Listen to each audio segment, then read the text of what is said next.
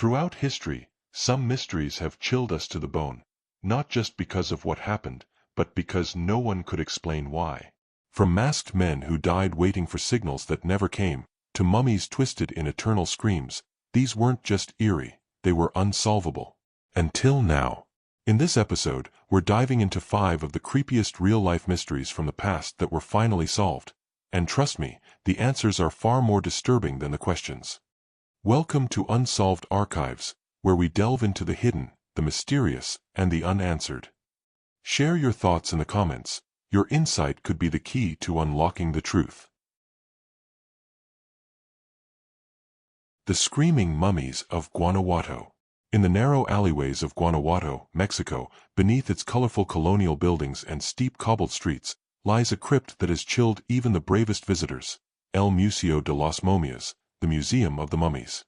What began as a necessity of public health in the 19th century has since evolved into one of history's eeriest and most disturbing mysteries. The mummies were never meant to be displayed. In 1833, a deadly cholera outbreak swept through Guanajuato, killing hundreds in weeks. Fearing the rapid spread of disease, local authorities rushed to bury the dead in above-ground crypts. The soil in this region, rich in minerals and dry as bone, combined with a high altitude, created the perfect conditions for an accidental preservation.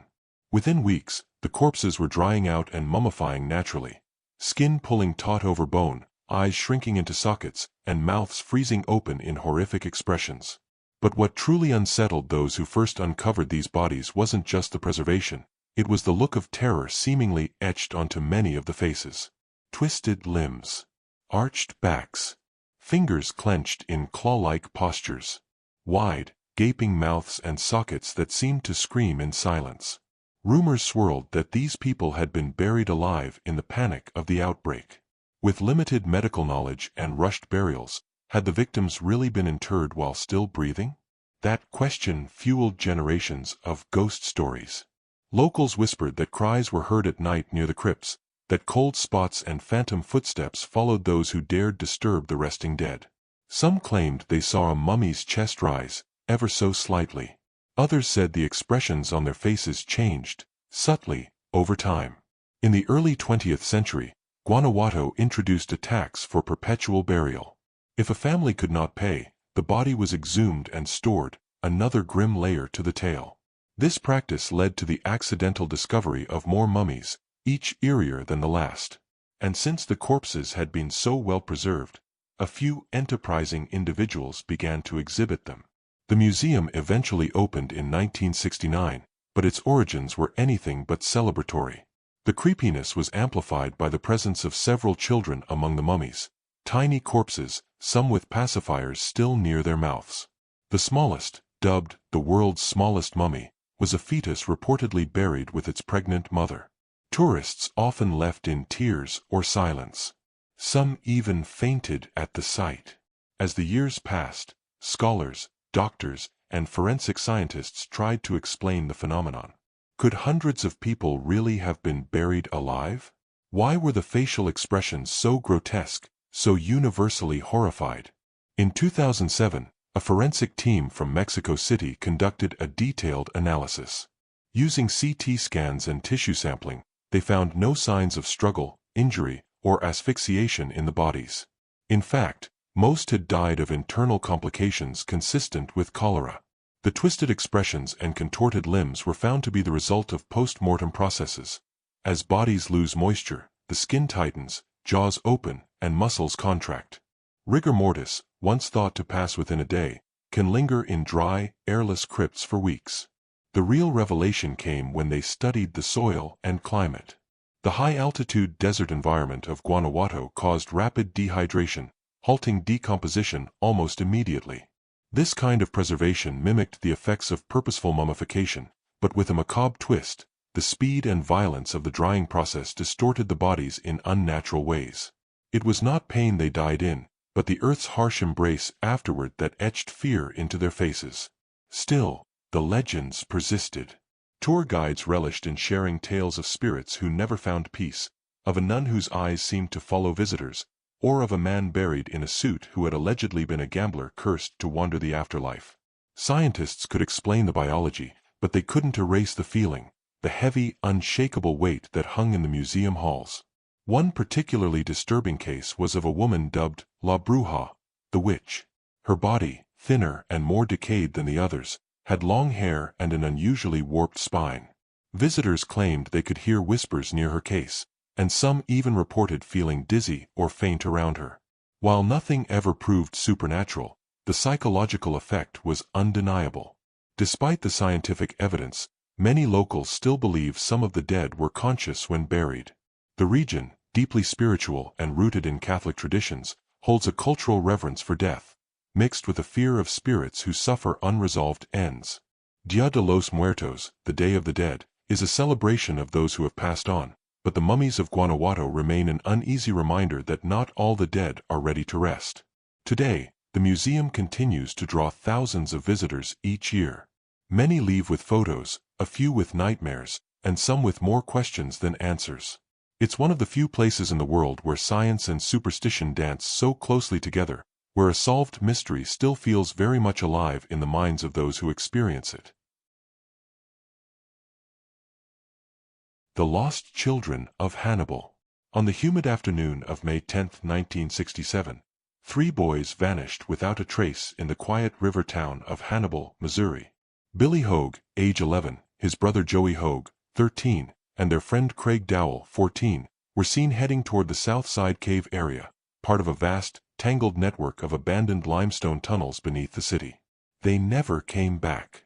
At first, it seemed like the kind of innocent adventure that might leave boys grounded but safe. Hannibal, hometown of Mark Twain, had a long-standing fascination with caves. Twain himself had written about the dangers of getting lost in one. But when the sun went down and no one could find the boys, worry gave way to dread. The police were called. Then the fire department. Then the National Guard. The area the boys explored wasn't just a cave, it was part of a forgotten underground system carved in the 1800s by miners. These tunnels were poorly mapped, dangerously unstable, and in some areas completely collapsed. Some stretched for miles beneath homes and streets. Others ended in sudden drops or suffocating crevices. Locals often warned kids to stay out. The boys didn't listen. By nightfall, over 100 searchers were combing through the caves with ropes, floodlights, and trained dogs. They marked the walls with chalk, set up voice-amplified speakers, and called the boys' names into the darkness. No one answered. By the next day, the effort had swelled to one of the largest cave searches in U.S. history. Bulldozers moved rocks. Engineers brought in sonar and ground-penetrating radar. Volunteers crawled into tight spaces no adult should have entered. Then came the strange part. Some searchers reported hearing tapping sounds deep underground, regular, rhythmic, like Morse code. A few claimed they heard faint cries, like a boy calling out. The sounds were fleeting, impossible to pinpoint. By the time experts reached those areas, there was nothing. Within 3 days, hope began to fade. The search expanded beyond the cave to the Mississippi River, nearby forests, and even into the theory that the boys had been abducted. But no evidence pointed outside. Everything brought investigators back to the cave system. The entrances were sealed, mapped, and remapped. Geologists warned that some sections had collapsed recently and that new sinkholes might have opened. The cave had likely shifted, swallowing anything and anyone inside. Then, as quickly as the investigation had begun, it was called off. The reason? The cave system ran beneath a major roadway project, and authorities feared further digging could cause the roads to collapse. The entrances were bricked up. The search was over. The boys were never found. For years, Hannibal was haunted by the loss. Memorials were held. Schools taught the story as a cautionary tale. Locals claimed the boys had triggered a cave-in and were trapped in a pocket of air that eventually ran out. Others believed they had found an unmapped passage and were still there, deep in the earth, their bones resting in eternal darkness. But the mystery refused to die. In 2006, a group of urban explorers gained access to the sealed caves, some using old blueprints and crude maps from mining records. They filmed their journey. Deep in the tunnels, one claimed to have found a child's shoe, its sole worn smooth, its laces long decayed. It sparked a resurgence of interest. New sonar scans were taken. Researchers analyzed ground density near collapse zones. One 2022 survey revealed a massive chamber previously unknown to even the original surveyors. The chamber was too dangerous to enter, but readings suggested human-sized debris inside. The city halted further investigation due to safety concerns. But whispers began to circulate. Had the boys fallen into that chamber? Was this where the tapping had come from? Had they survived for a time, only to perish in silence as the town above carried on? To this day, no official remains have been recovered. No bones. No clothing. No final message scratched into rock. Just the legend. Just the memory of 3 boys chasing adventure beneath the streets of Hannibal and slipping into a void that never gave them back. The Man in the Iron Mask. Beneath the gold-leafed elegance of Louis XIV's France, behind velvet curtains and the grandeur of Versailles, lay one of the most haunting mysteries in royal history: the identity of the Man in the Iron Mask. For more than 300 years, whispers of this enigmatic prisoner have echoed through Europe.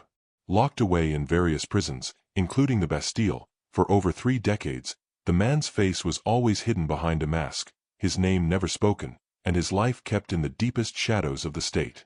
It was not merely his imprisonment that shocked contemporaries, it was the obsessive secrecy surrounding it. His guards were under strict orders to kill him if he ever revealed his identity. He was moved quietly between high-security prisons, including Pignerol and Sainte Marguerite Island, always under the watch of the same jailer, Benign d'Auvergne de Saint-Mars. When he died in 1703, he was buried under the name Marchioli, an alias. Not even in death would the French crown let him be known. Who was he? And what crime could demand such an extreme punishment? The first theory, and perhaps the most enduring, was immortalized by Voltaire, who claimed the prisoner was the twin brother of Louis XIV. The idea electrified the imagination of the public. If true, the man would have had a legitimate claim to the throne. To prevent civil war or political instability, Louis had him erased from existence. This tale was later popularized in Alexandre Dumas' The Vicomte of Bragelonne, where the prisoner, forced to wear an iron mask, becomes a tragic symbol of political cruelty. But there was one problem: the mask was not made of iron. According to all credible records and accounts from guards and officials, it was made of velvet and only used during transport. The iron mask idea was born from rumor and sensationalism. Still, the mystery remained. Over the centuries, dozens of theories arose. Some believed he was a disgraced nobleman, others a foreign prince. A few even claimed he was an illegitimate son of Queen Anne. But in the 20th century, new evidence emerged: quiet, dry government documents that shed light on a far more plausible, if less romantic, reality. Enter historian Paul Sonnino, a meticulous researcher who combed through prison records, correspondence, and royal documents. His investigation led to one name that appeared repeatedly, always in conjunction with high secrecy: Eustache Dogger. Dogger was not a noble. He wasn't royalty. He was a valet, a servant. But he had one crucial quality: he knew too much. Records suggest that Dogger had been working for powerful French aristocrats involved in a major political scandal, one tied to the affair of the poisons, a series of events that rocked the French court in the 1670s. Nobles, mistresses, and even priests were implicated in plots of murder, poisonings, and dark occult practices. Some were executed. Others were quietly erased. Dogger, it seems, had been privy to conversations and confessions that, if made public, would have endangered not just reputations, but the very foundation of the French monarchy. It made sense. He was never tortured. He lived under close surveillance but with better treatment than the average prisoner. He had books, decent food, clean quarters. His jailer, Saint-Mars, was loyal to the king, and his entire career revolved around keeping Dogger hidden. But why the mask? It appears to have been more symbolic than practical. The velvet mask was used during prisoner transfers to protect his identity, not to conceal his face 24/7. But in the minds of those who caught a glimpse of the mysterious man shrouded in black cloth, the image stuck. It grew, hardened into myth. Even so, not all questions were answered. Why was a servant so dangerous that he had to be imprisoned for over 30 years? What exactly did he know? Why no confession, no trial, no execution? Only silence. The French government never officially confirmed Dogger's identity until Sanino's research began to gain recognition. Even now, the archives remain cryptic and fragmented. Some believe that the cover-up runs deeper, that perhaps Dogger was a scapegoat, a man sacrificed to contain a larger secret. Today, the cell where he was held in the Bastille no longer exists. The fortress was torn down during the French Revolution. But fragments of his life remain: receipts for food, medical treatments, coded messages between prison officials. Enough to build a skeleton of truth, just not the flesh that makes it whole. The man in the iron mask lives on in fiction, plays, films, and opera. He is remembered not as Eustache Dogger, the forgotten valet, but as a shadowy twin, a betrayed noble, a symbol of the cruel lengths power will go to hide its sins. The lead masks case. On August 20, 1966, a young boy flying a kite on a hill known as Morro do Vintum near Niterói, Brazil, made a horrifying discovery. Lying side by side on the grassy slope were two adult men, neatly dressed in matching formal suits and waterproof coats. Each wore a peculiar lead mask over their eyes, like a welder's visor, but handmade and crude, with no slits to see through. They carried no weapons. There were no signs of struggle or trauma. Yet they were dead. The scene became stranger the closer investigators looked. In the men's pockets were an empty water bottle, 2 soaked towels, and a small notebook. On one of the pages was a cryptic handwritten note, partially smudged by the damp grass. 1630 B at the agreed place. 1830 ingest capsules. After effect protect metals weight for signal mask. To investigators and the public, it read like a riddle, deliberate, structured, but completely incomprehensible. What signal? What capsules? Why lead masks? And perhaps most haunting of all, what were they expecting to see? The victims were identified as Manuel Pereira de Cruz and Miguel José Viana, 2 local television repairmen from the nearby town of Campos dos Goitacazes. According to their families, they had told no one where they were going, only that they had urgent business in Niterói. When they failed to return home, relatives assumed they'd gotten into some trouble. No one imagined it would end like this. Autopsies were delayed for days due to a backlog, and by the time the medical examiner got to the bodies, decomposition was too advanced for conclusive results. But one thing was clear: there were no signs of violence. Toxicology results were inconclusive, likely due to the condition of the organs. Still, the presence of the note and the towel hinted at a possible ingestion of drugs. Perhaps they had taken something and died of overdose. But that explanation raised even more questions. The lead masks were particularly chilling. They appeared to be handmade, molded from thin sheets of industrial lead and cut to cover only the eyes. No straps. No decoration. The materials were similar to those used to block radiation. But why cover only the eyes, and why at all? Some believed the 2 men were attempting to contact aliens or the spirit world. Their background in electronics, paired with rumors from co-workers and friends, suggested a growing obsession with pseudoscience and spiritual experimentation. They were said to have been involved in a fringe group that believed in communicating with higher beings through energy, light, and frequency manipulation. Their notebook contained not just the final note, but other cryptic instructions, formulas, and strange phrases in shorthand. These writings hinted at a ritual, steps that needed to be taken precisely, with timing and preparation. Protect metals was believed to refer to talismans or objects of significance they may have carried. Or perhaps, some theorized, it was the bodies themselves they were trying to protect, from some unknown force that might attack them during their experience. There were rumors from locals, too, sightings of bright orange lights in the sky over Morro do Vintum that same night. Several witnesses described seeing a pulsing, silent object hovering above the hill shortly after dark. But none of these accounts were ever verified, and authorities dismissed them as mass delusion fueled by the growing media frenzy. Then, as journalists dug deeper, they uncovered something even more chilling. This was not the first time. At least 2 other cases involving mysterious deaths with lead masks had occurred in Brazil in the years prior, both with similar signs of spiritual preparation and both unsolved. In one case, the victim had written a similar note about ingesting the capsule and awaiting the signal.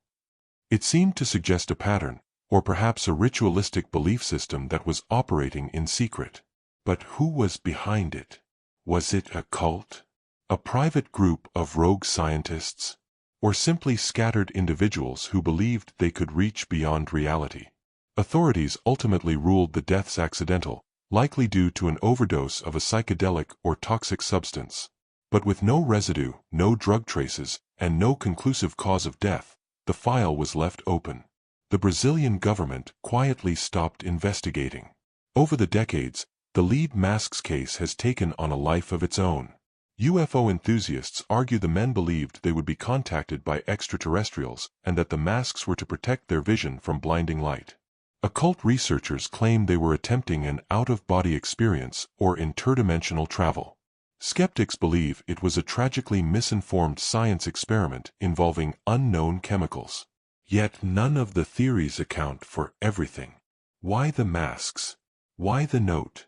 Why that specific location on that specific date?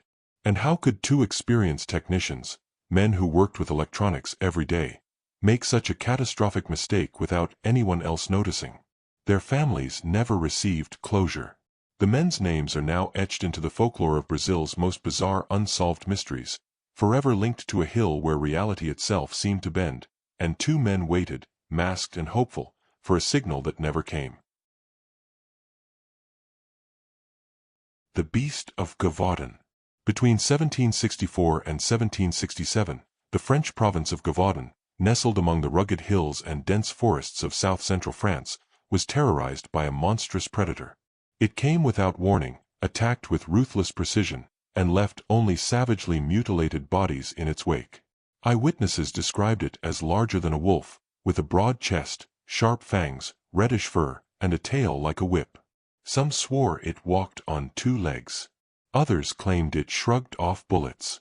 What all accounts agreed on was this: it killed for sport. Over the course of 3 terrifying years, the Beast of Gévaudan reportedly claimed the lives of over 100 people, mostly women and children. It would strike in broad daylight, often targeting the isolated and the vulnerable. Victims were found with throats torn out, bones shattered, entire heads removed. Many were partially eaten. The brutality of the attacks shocked even seasoned soldiers and trackers sent by King Louis XV himself. The creature moved with uncanny speed and intelligence. It seemed to vanish at will, evading traps and eluding professional hunters. In desperation, the king sent Jean-Charles Marc-Antoine Vomessel d'Aneville, a renowned wolf hunter, to eliminate the threat. He arrived with a team and dozens of bloodhounds, but weeks turned into months with no success. The beast remained a phantom. The fear in Gévaudan escalated into mass hysteria. Sermons blamed divine punishment. Others said it was a werewolf, a demon, or even a man cursed to hunt as a beast. Mothers kept children inside. Villages organized nightly watches. Rewards were offered, then doubled. Still, the body count rose. Then, in June 1767, a local farmer named Jean Chastel reportedly shot and killed a massive animal during a hunt organized by local nobility. The beast, he said, had emerged from the trees and stared at him calmly before he fired. When the corpse was examined, it was unlike any local wolf ever recorded. It was enormous, nearly 5 feet long, with powerful jaws, unusually long limbs, and thick hide. Chastel claimed he had loaded his musket with silver bullets blessed by a priest, a story that would later inspire countless werewolf myths. After its death, the killings stopped. But the mystery didn't. What exactly was the Beast of Gévaudan? A wolf? A lion?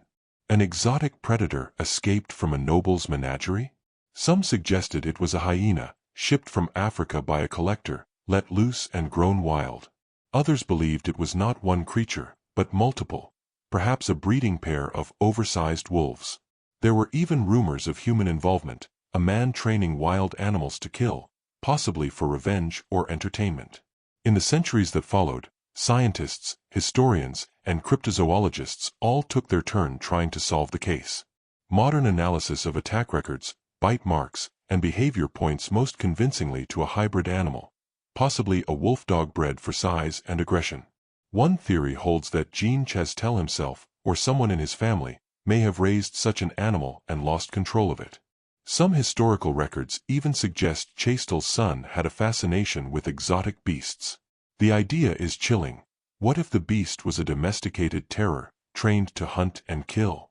In 2009, a French naturalist published a comprehensive study on the beast's autopsy records and came to a stunning conclusion. The creature may have been a subadult male lion. Its powerful frame, unusual tail, and habit of targeting the neck aligned with known lion behavior. The lion might have escaped from a traveling circus or private zoo and adapted to the French countryside. The idea may sound far-fetched, but in an era of poor communication and strange traveling exhibits, it's not impossible. Still, no definitive remains were ever preserved. The corpse shot by Chastel was reportedly stuffed and sent to Versailles, but it was lost in transit or storage, never seen again. Some believe this was intentional, to bury the embarrassment of the royal failure. Others say the body never left Gévaudan, and that locals destroyed it out of fear.